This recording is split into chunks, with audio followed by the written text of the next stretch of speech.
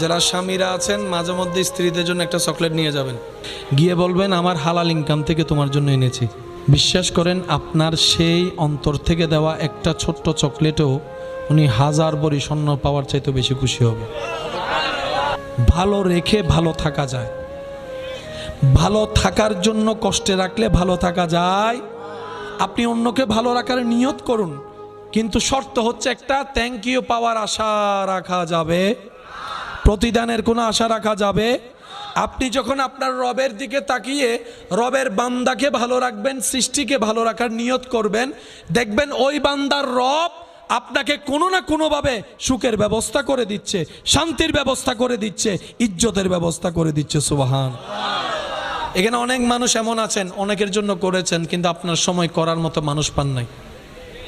আপনি অন্যের বিপদে পাশে দাঁড়িয়েছেন সাধ্য মতো, কিন্তু আপনার বিপদে পান নাই এমন অনেক